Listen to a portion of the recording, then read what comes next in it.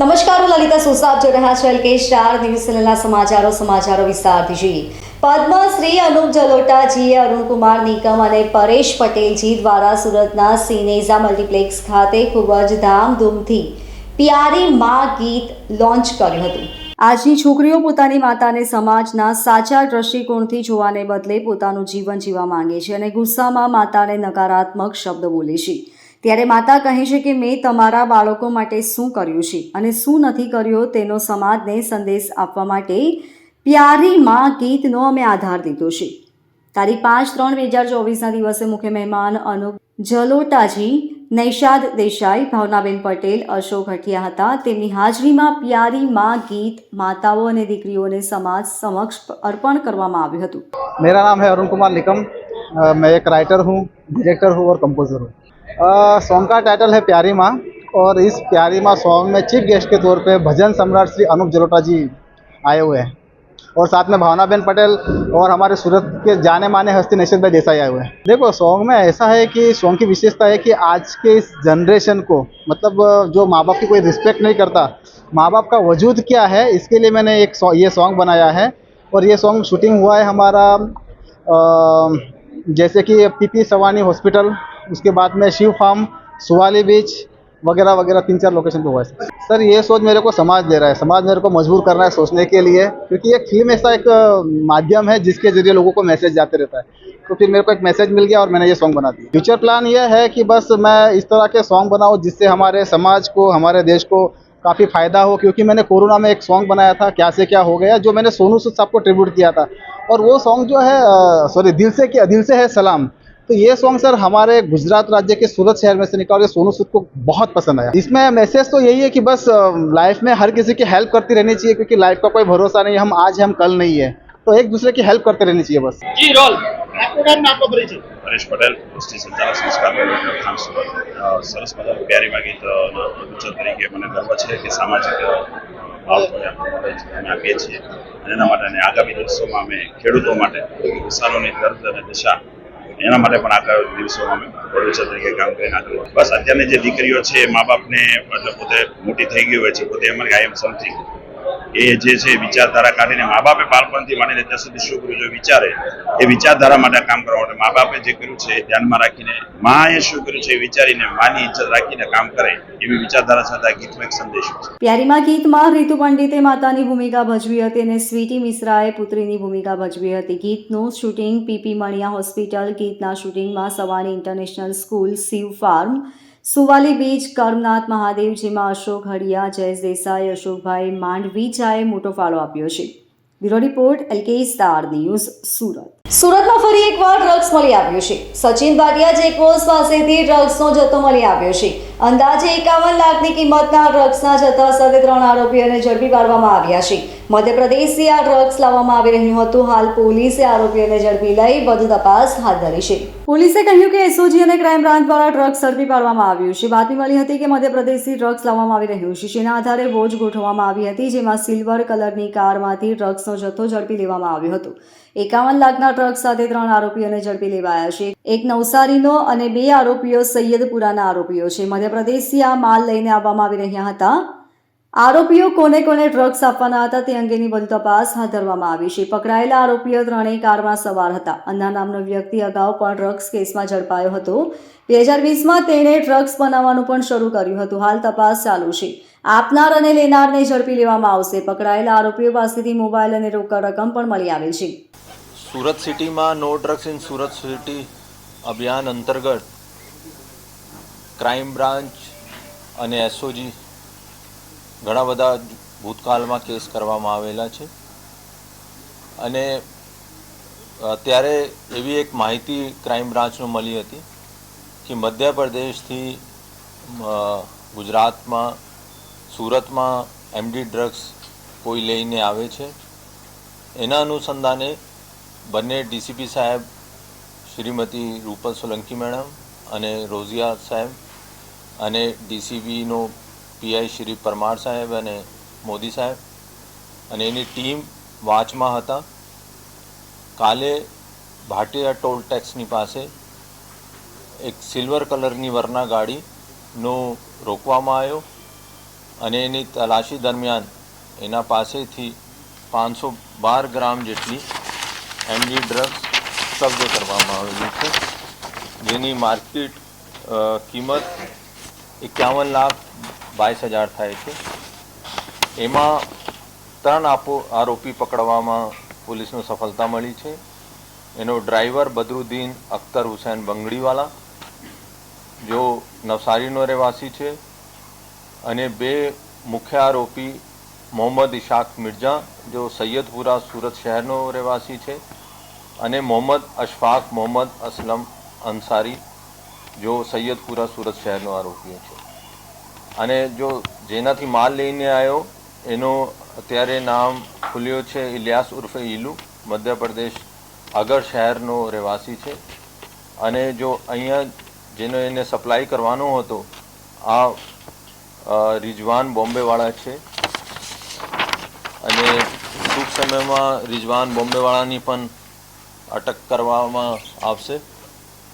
અને અત્યારે ઇન્વેસ્ટિગેશનમાં કે આ લોકો આગળ કોને કોને આપતો હતો અને ભૂતકાળમાં કેટલા ફેરા મારીને આવે છે એની બધી તપાસ કરવામાં આવશે. Bureau report LK star news Surat. Surat સહિત ગુજરાતના શિક્ષકોના જૂની પેન્શન યોજના લાગુ કરવા તથા અન્ય પડતર પ્રશ્નોને લઈ આંદોલન કરાયા હતા. સમાધાન મુજબના પ્રશ્નનો ઉકેલ ન આવતા આજે સુરત શિક્ષણ સમિતિના યુનિયનો દ્વારા માંગણી સાથે કરશે મહામતદાન, પેન ડાઉન અને ચોક ડાઉન કાર્યક્રમ હાથ ધર્યો છે. ત્યારબાદ પણ નિર્ણય નહીં આવે તો આગામી 9 માર્ચે 1 લાખથી વધુ શિક્ષકો કર્મચારીઓ ભગવા વસ્ત્રો, ખેસ, જય શ્રી રામ નામની પતાકા, સાફા પહેરી ગાંધીનગર જવા માટેની તૈયારી પણ થઈ રહી છે. પડતર માંગણી તથા જૂની પેન્શન યોજના અંતર્ગત સરકાર સાથે વાટાઘાટનો ઉકેલ ન આવતા વિવિધ શિક્ષણ મંડળ ફરીથી આંદોલનના માર્ગે જઈ રહ્યું છે. થોડા દિવસ પહેલા ગાંધીનગર અને ત્યારબાદ સુરત ખાતે રાષ્ટ્રીય શૈક્ષણિક મહાસંઘ સુરત મહાનગરની કારોબારી બેઠક મળી હતી, જેમાં આગામી દિવસોમાં રણનીતિ માટેની રૂપરેખા તૈયાર કરવામાં આવી હતી. શિક્ષકોના યુનિયન દ્વારા વિવિધ કાર્યક્રમોની જાહેરાત કરી દીધી હોવા છતાં હજુ સુધી સરકાર તરફથી કોઈ પ્રતિભાવ મળ્યો નથી, જેના કારણે સુરતમાં આવતીકાલે શિક્ષકો દ્વારા મહામતદાન, પેન ડાઉન અને ચોક ડાઉનના કાર્યક્રમ માટેની તૈયારી કરી દેવામાં આવી છે.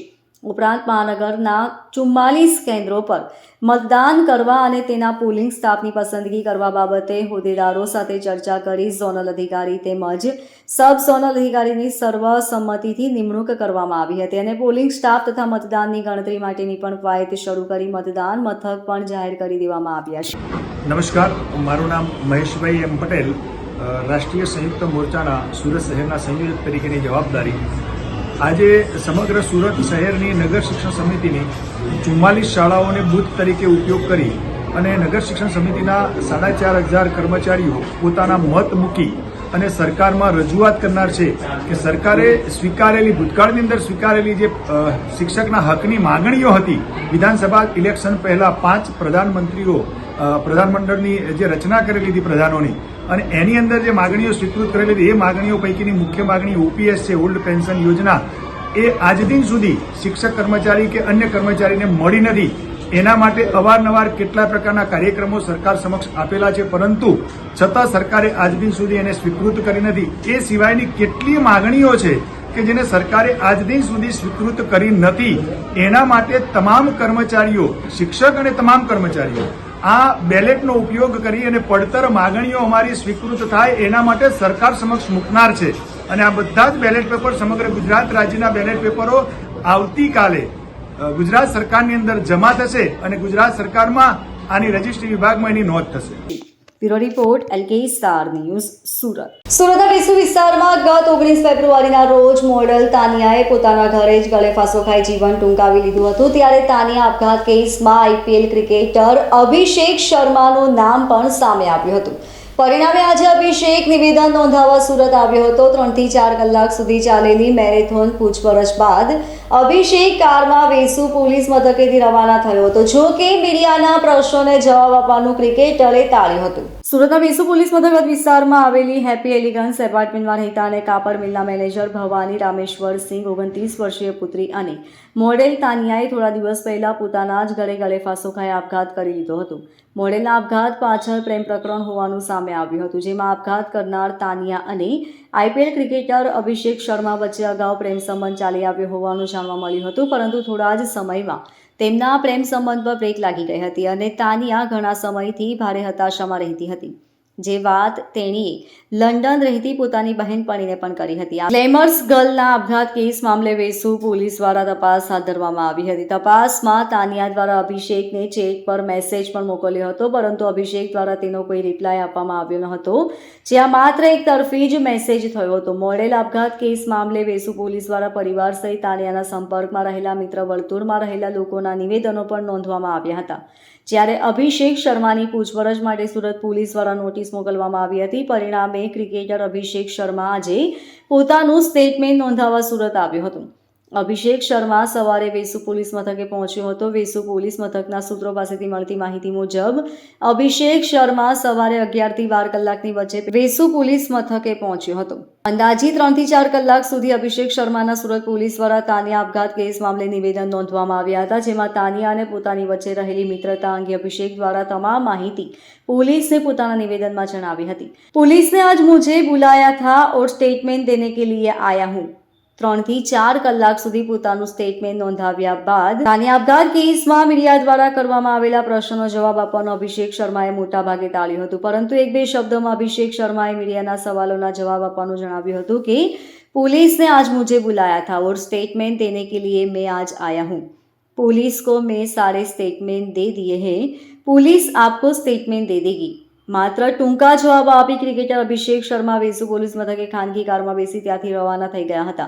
જો કે પોલીસ મથકની અંદર મીડિયાના પ્રશ્નોથી બચવા અભિષેક શર્માએ કેમેરાથી દૂર રહેવાનું પસંદ કર્યું હતું. મહત્વનું છે કે ગ્લેમરસ ગર્લ તાનિયા આપઘાત કેસ મામલે વેસુ પોલીસ આ મામલે તપાસ કરી રહી છે. આપઘાત કેસમાં પોલીસને હજુ કોઈ ચોક્કસ કારણ જાણવા મળ્યું નથી, પરંતુ ક્રિકેટર અભિષેક શર્માના નિવેદન બાદ આગામી દિવસોમાં સુરત પોલીસ આ મામલે કોઈ ખુલાસો કરે તેવી શક્યતા ચોક્કસથી દેખાઈ રહી છે. જોકે હાલ પોલીસે આ મામલે કંઈ પણ બોલવા માટે તૈયાર નથી, ત્યારે જોવાનું એ રહેશે કે પોલીસ તપાસમાં તાનિયાના આપઘાત પાછળ કોણ જવાબદાર છે અને કઈ સત્ય હકીકત બહાર આવે છે તે જોવાનું રહ્યું. Bureau report LK star news Surat. Surat ખાતે બનેલા વિશ્રામ ગ્રાઉન્ડમાં આજે 100 જેટલી નવી બસોનું એસી નિગમ દ્વારા લોકાર્પણ કરવામાં આવ્યું હતું. ગૃહ રાજ્યમંત્રી હર્ષ સંઘવીની હાજરીમાં લીલી ઝંડી બતાવીને બસોને રવાના કરાઈ હતી. ગૃહ રાજ્યમંત્રી હર્ષ સંઘવીની હાજરીમાં લીલી ઝંડી બતાવીને બસોને રવાના કરવામાં આવી હતી. વિશેષ કરીને દક્ષિણ ગુજરાતના જિલ્લાઓ માટેની નવી બસો ફાળવવામાં આવી છે. આગામી દિવસોમાં વધુ 500 જેટલી બસો એસટી નિગમ દ્વારા લોકાર્પણ કરવામાં આવનાર છે. અત્યાધુનિક સુવિધા સાથેની બસો મુસાફરો માટે વધુ આરામદાયક મુસાફરી સાબિત થશે. લોકો ઓછામાં ઓછા ખાનગી વાહનોનો ઉપયોગ કરી એસીની મુસાફરી કરે તે દિશામાં કામ થઈ રહ્યું છે. રાજ્ય વાહન વ્યવહાર મંત્રી હર્ષ સંઘવીએ જણાવ્યું હતું કે દાદાની સવારી એસી અમારીના સૂત્ર સાથે આગળ વધી રહ્યા છે. મુસાફરોને ખૂબ જ સુરક્ષિત મુસાફરી મળી રહે તે માટે વાહન વ્યવહાર મંત્રાલય દ્વારા સુવિધાઓ આપવામાં આવી રહી છે. અત્યાર સુધીમાં રોજના 27 લાખ મુસાફરો એસીનો લાભ લઈ રહ્યા છે. આગામી દિશામાં વધુ બસ મુસાફરો માટે મૂકવામાં આવશે. એસી વિભાગ દ્વારા આગામી દિવસોમાં 30 લાખ જેટલા મુસાફરો યોગ્ય રીતે મુસાફરી કરી શકે તે માટેની વ્યવસ્થા ગોઠવવામાં આવશે. અત્યાર સુધીમાં માત્ર 13 થી 14 મહિનામાં 1620 જેટલી બસો રાજ્યના મુસાફરો માટે આપવામાં આવી છે. આ એસટી પરિવારને ઉત્સાહિત જોઈને, ખુશી જોઈને, ચહેરા પર સ્મિત જોઈને ખૂબ આનંદ થાય અને તમારો આ ચહેરો હંમેશા આ જ રીતે હસતો રહે તે રીતે આપણે સૌએ સાથે મળીને આગળ વધવાનું છે. તમારા ચહેરા પર ખુશી હોય એટલે રાજ્યના 27 લાખ નાગરિકો જે દરરોજ તમે જે બસ હાંકો છો, તમે જે બસની દેખભાલ કરો છો, એ બસમાં સવાર સાંજ પ્રવાસ કરીને પોતાના સપના સાકાર કરતા હોય છે. આજે સુરત શહેર ખાતેથી દક્ષિણ ગુજરાતના અને ખાસ કરીને ગુજરાતના નાગરિકો માટે 100 નવી અત્યાધુનિક બસોનું લોકાર્પણ કરવામાં આવી રહ્યું છે. દાદાની સવારી એસટી અમારી ગુજરાતના ખૂણે ખૂણે ગુજરાતના નાગરિકોને પોતાના ગામથી શહેરો સુધી, મહાનગરો સુધી, પોતાને નોકરી માટે, ધંધાર્થી માટે, ભણતર પ્રાપ્ત કરવા માટે આ તમામ લોકો જ્યારે ગામથી શહેર તરફ જવાનું હોય, શહેરથી પાછું પોતાના ઘર તરફ વળવાનું હોય, ત્યારે એમને કોઈ બી પ્રકારના પ્રાઇવેટ વાહનો ઉપયોગ ના કરવા પડે તે પ્રકારની વ્યવસ્થાઓ આપણે કરવા આગળ વધી રહ્યા છે. કુલ મલાવીને આ 13 મહિનાની અંદર મુખ્યમંત્રી શ્રી ભૂપેન્દ્રભાઈ પટેલના માર્ગદર્શનમાં આ ડબલ એન્જિન સરકાર દ્વારા ગુજરાત નહીં પરંતુ દેશના ઇતિહાસમાં પહેલી વાર આવું થયું હશે કે માત્ર 13-14 મહિનાની વચ્ચે 1620 નવી બસો રાજ્યના નાગરિકો માટે ખુલ્લી મૂકવામાં આવી. આટલા મોટા પાયે એસટી વિભાગમાં ભરતી આવે